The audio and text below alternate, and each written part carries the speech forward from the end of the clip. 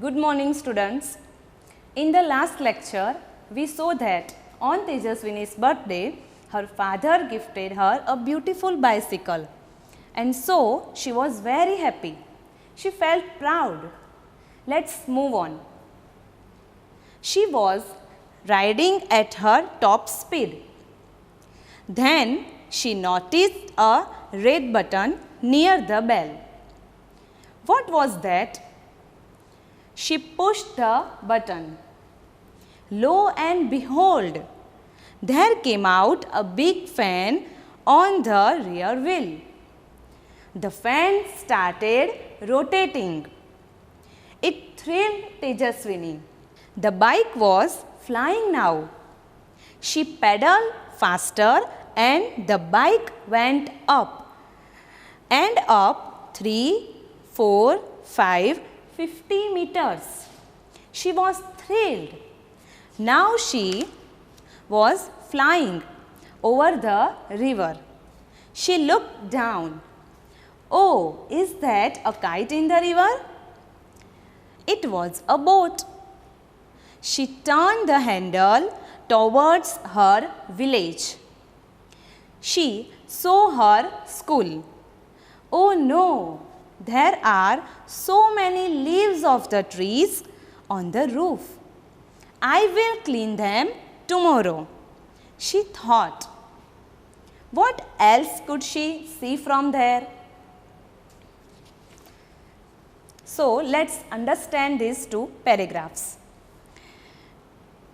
She was riding at her top speed. તેજસ્વીની ખૂબ જ ઝડપથી આગળ વધી રહી હતી. She noticed a red button near the bell. પછી તેને ઘંટડીની બાજુમાં રહેલું લાલ બટન જોયું.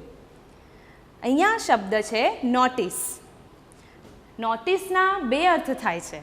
ની તરફ ધ્યાન આપવું અને બીજું નોટિસ એટલે કે સૂચના.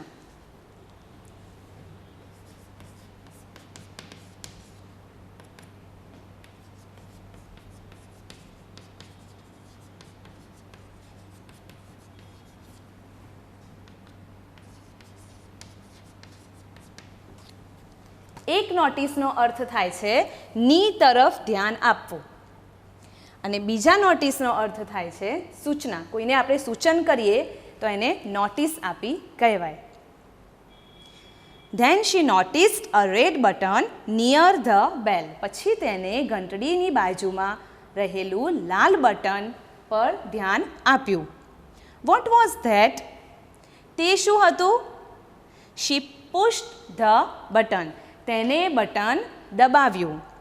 Lo and behold, જુઓ તો ખરા, there came out a big fan on the rear wheel. સાયકલની પાછળના પૈડામાંથી એક પંખો બહાર આવ્યો. You can see the above picture. rear. rear એટલે કે પાછળનું. એનું ઓપોઝિટ છે front.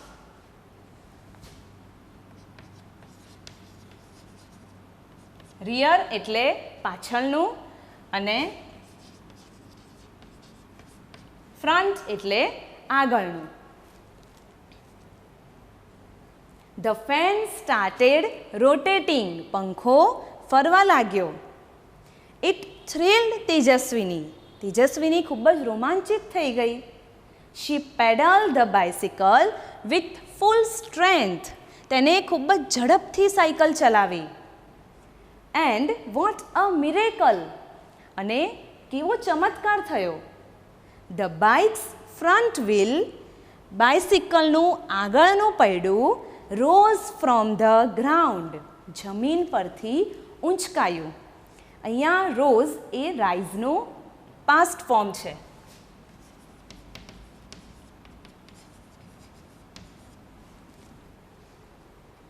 રોઝનું પ્રેઝન્ટ ફોર્મ છે rise. The bike's front wheel rose from the ground. બાઇસિકલનું આગળનું પૈડું જમીન પરથી ઊંચકાયું. And then અને પછી ધ રિયર વન, અને પછી પાછળનું પૈડું જમીન પરથી ઊંચે થયું. The bike was flying now. તેજસ્વિનીની સાયકલ હવે ઉડી રહી હતી. She pedaled faster and the bicycle went up and up 3, 4, 5, 50 meters. તેજસ્વિનીની cycle હવામાં 3, 4, 5, 50 મીટર જેટલી ઊંચે ઉડવા લાગી. અહીંયા અપ એનું ઓપોઝિટ છે ડાઉન. અપ એટલે કે ઊંચે અને ડાઉન એટલે નીચે.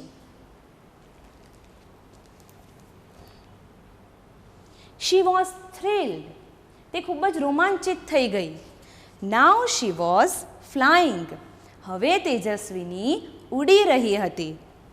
Over the river. હવે તેજસ્વીની નદી પરથી ઉડી રહી હતી. She looked down. તેને નીચે જોયું. તેજસ્વીની નીચે જોયું ત્યારે તેને શું દેખાયું? Oh, is that a kite in the river? શું નદીમાં પતંગ છે? It was a boat. તે શું હતું? હોડી હતી. She turned her handle towards her village. તેને સાયકલનું હેન્ડલ તેની ગામ તરફ વાળ્યું. She saw her school. તેને તેની સ્કૂલ જોઈ. Oh no, there are so many leaves of the trees on the roof. તેજસ્વીની જ્યારે ઉડી રહી હતી, એની સ્કૂલ ઉપરથી જ્યારે પસાર થઈ રહી હતી ત્યારે તેને સ્કૂલની છત દેખાઈ. અને છત દેખાઈને તેને શું વિચાર્યું? અરે, there are so many leaves of the trees on the roof. છત પર ઝાડના કેટલા બધા પાંદડા છે. I will clean them tomorrow. હું તેને આવતીકાલે સાફ કરી દઈશ. She thought. તેને વિચાર્યું. Thought is the past form of think. Thought એટલે કે વિચાર્યું. Think એટલે વિચારવું. Thinkનું past form છે thought. Think એટલે વિચારવું અને thought એટલે વિચાર્યું. She thought. તેને વિચાર્યું. What else could she see from there? તેને બીજું શું જોયું હશે? You have to write that what Tejaswini see from there. So let's move on part 2. Smile in the mirror part 2. Now she was over the farms and fields. હવે તેજસ્વીની ખેતરો અને મેદાનો પરથી પસાર થઈ. Green fields. લીલા ખેતરો. She was enjoying the beautiful view. તે જ્યારે હવામાં ઉડી રહી હતી ત્યારે તે નીચે સુંદર મજાના દૃશ્યનો આનંદ માણી રહી હતી. And then she noticed a flock of birds on her way. પછી તેજસ્વીનીએ તેના રસ્તામાં પક્ષીઓનું ટોળું આવતા જોયું. Here we see the word flock of birds. Did you notice the word a flock of birds? Article A is placed before the word. Did you notice in your book? Yes, a flock of birds is counted in singular form. It's not in plural. Flock of birds નો અર્થ થાય છે પક્ષીઓનું ટોળું. ઘણા બધા પક્ષીઓ હોય તો આપણે એને બહુવચનમાં લખીએ, પણ અહીંયા અ ફ્લોક ઓફ બર્ડ્સ એટલે કે પક્ષીઓનું ટોળુંને એક વચનમાં ગણવામાં આવે છે. It's not counted in a plural, it's a singular form. એવા જ આપણે બીજા શબ્દો જોઈએ.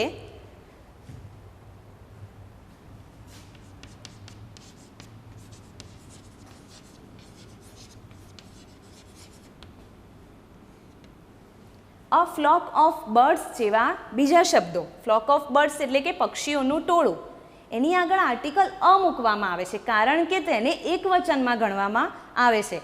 એવા જ બીજા એક્ઝામ્પલ છે અ હર્ડ ઓફ કાઉઝ એટલે કે ગાયોનું ટોળું.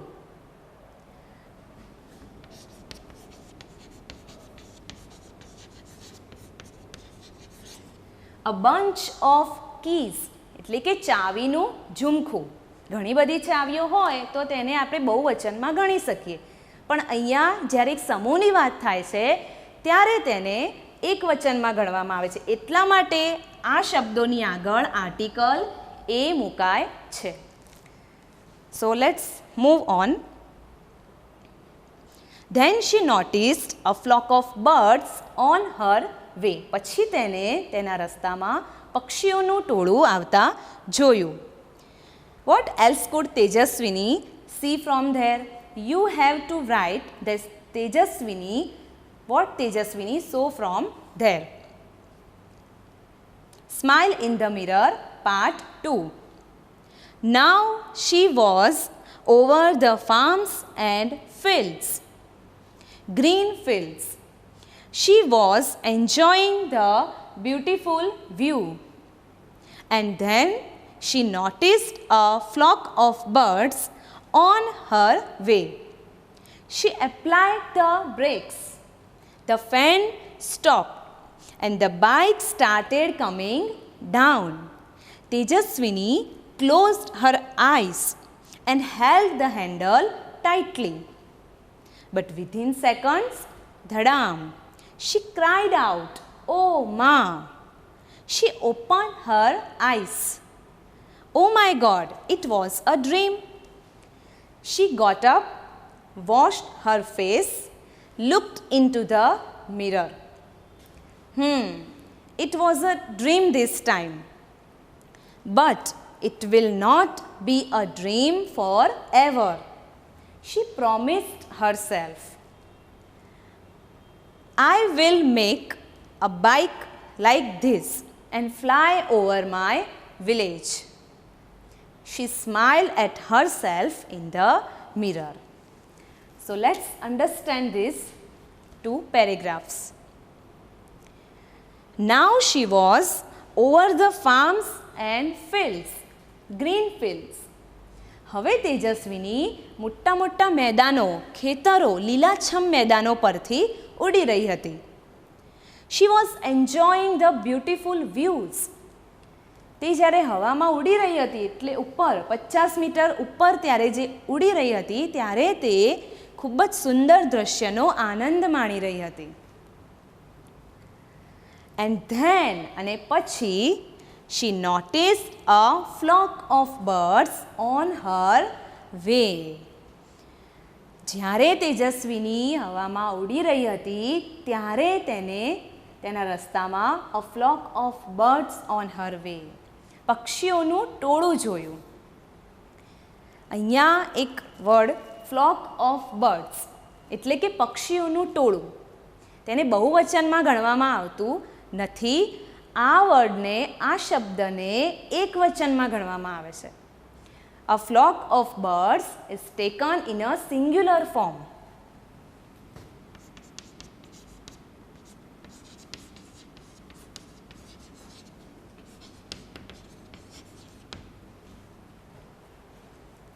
A flock of birds એટલે કે પક્ષીઓનું ટોળું. આખા સમૂહને એકવચનમાં ગણવામાં આવે છે.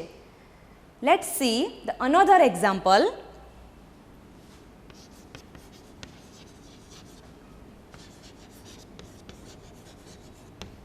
A herd of cows એટલે કે ગાયોનું ટોળું. A herd of cows એટલે કે ગાયોનું ટોળું.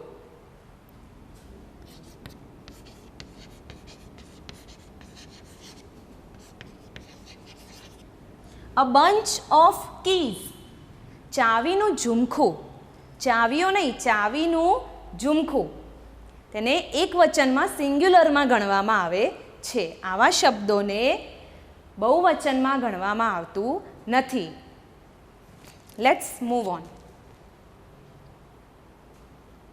Then she noticed a flock of birds on her way. પછી તેને તેના રસ્તામાં પક્ષીઓનું ટોળું આવતા જોયું.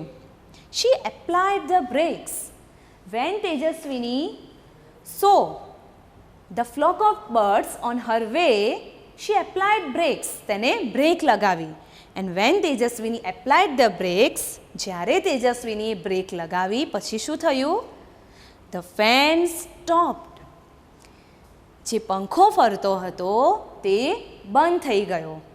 અને જ્યારે પંખો ફરતો બંધ થઈ ગયો પછી the bike started coming down. ધીરે ધીરે સાયકલ નીચે આવવા લાગી. તેજસ્વીની closed her eyes. તેજસ્વીનીએ તેની આંખો બંધ કરી દીધી. And held the handle tightly. અને પછી મજબૂતાઈથી સાયકલનું હેન્ડલ પકડ્યું. બટ વિધિન સેકન્ડ્સ, પણ થોડી જ સેકન્ડોમાં ધડામ એવો અવાજ આવ્યો. શી ક્રાઇડ આઉટ. તેને મોટેથી ચીસ પાડી. ઓ મા, અરે રે મા. શી ઓપન હર આઈસ. પછી તેને તેની આંખો ખોલી. Oh my God, it was a dream. અરે રે, આ તો સ્વપ્નું હતું. તેજસ્વીનીઝ ફ્લાઇંગ બાઇસિકલ, આ તો એનું સ્વપ્નું હતું. She got up, washed her face and looked into the mirror. Tejaswini ઊભી થઈ, તેનો ચહેરો ધોયો and looked into the mirror. અને કાચમાં જોયું. Here we can see the word got up. Got up is the past form of the present verb get up.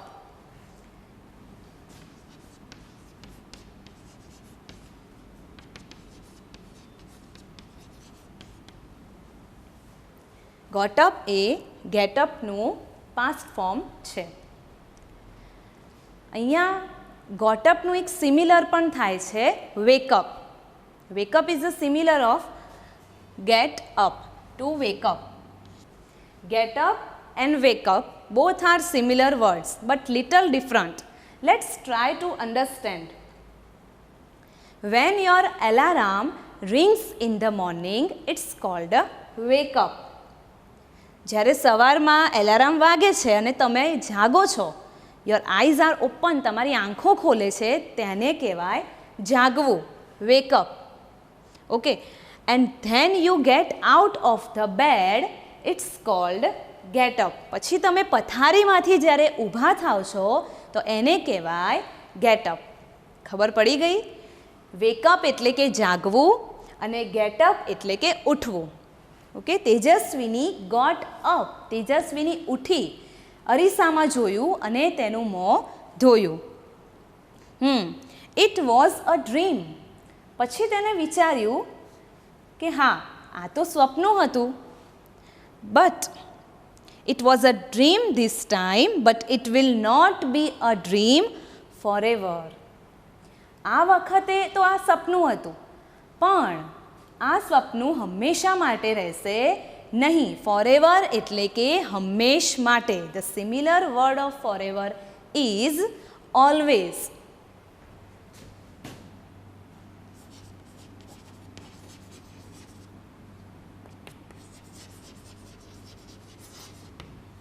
The similar word of forever is always. Always એટલે હંમેશા, forever એટલે હંમેશ માટે.